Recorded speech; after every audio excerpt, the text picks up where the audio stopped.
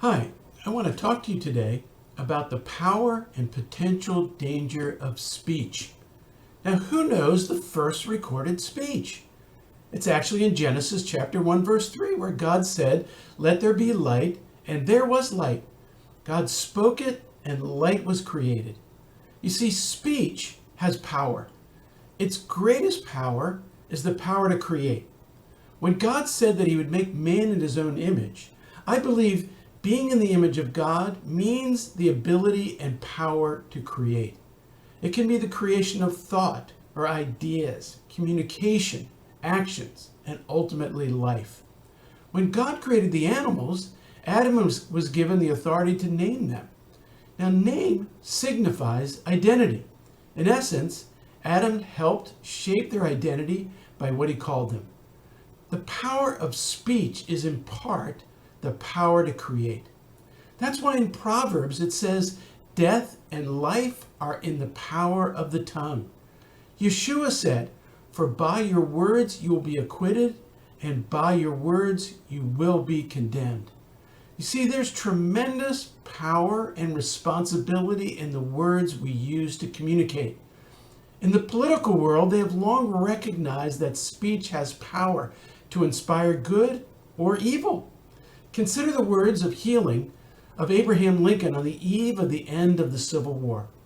"With malice towards none, with charity for all, to finish the work that we are in, to bind up the nation's wounds, to care for him who shall have borne the battle, and for his widow and his orphan." The war ended a month later. Or consider the words of hope in Martin Luther King's famous "I Have a Dream" speech. "I have a dream that my 4 little children will one day live in a nation where they will not be judged by the color of their skin, but by the content of their character."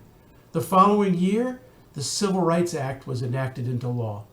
Or in contrast, hear the words of Hitler in the response.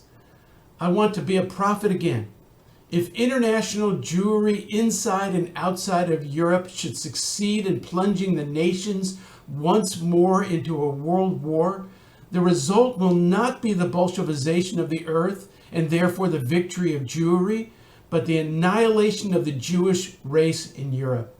8 months later, World War II began, resulting in 75 million killed, including 6 million Jews.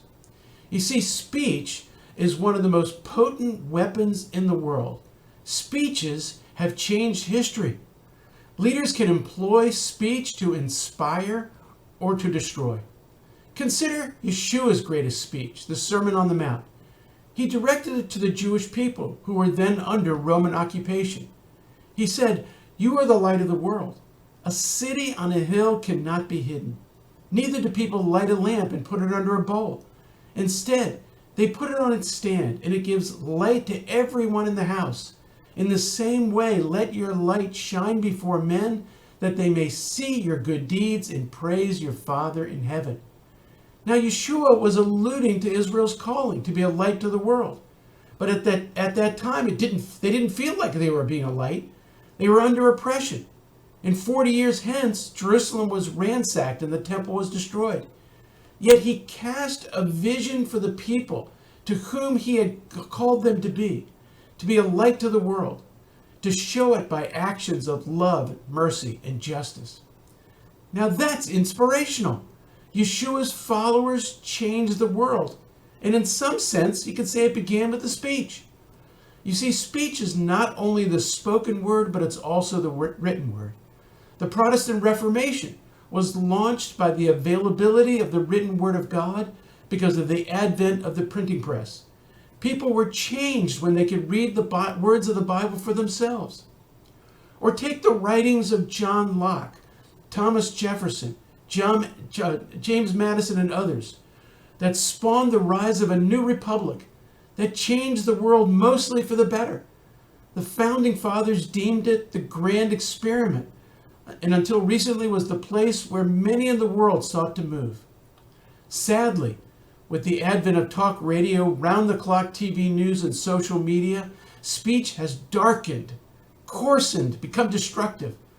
People hide behind the shield of media to say things to others or about others that would never be said in person.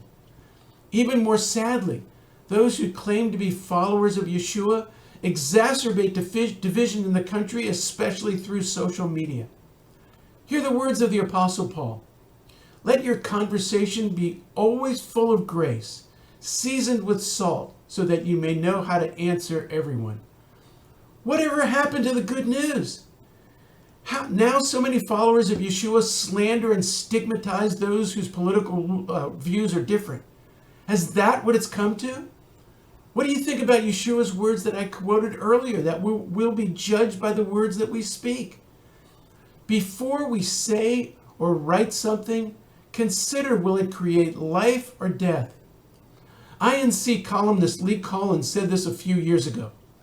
Think, T-H-I-N-K, before you speak. T, is it true? And I would fact check something before you share it. H, is it helpful? I, is it inspiring? N, is it necessary? And finally, K, is it kind? Even more so, this is applicable to political leaders. As I've showed by examples, political leaders hold huge sway over the population. This is why it's often called the bully pulpit, a phrase coined by Teddy Roosevelt, who argued that a political leader has a powerful platform to advocate for a certain agenda. What and how leaders say things have a profound influence upon the psyche of a nation. Of the 7 things that the Lord considers an abomination in Proverbs chapter 6, 3 have to do with destructive speech. Let's not diminish the tremendous impact speech has in life. Literally, the power of life and death are in the tongue. Let us strive to think. Is it true? Is it helpful? Is it inspiring? Is it necessary? And is it kind before speaking or writing? Let us be Yeshua-like in our speak, seasoning everything we say or write with salt. Let us be healers and not dividers.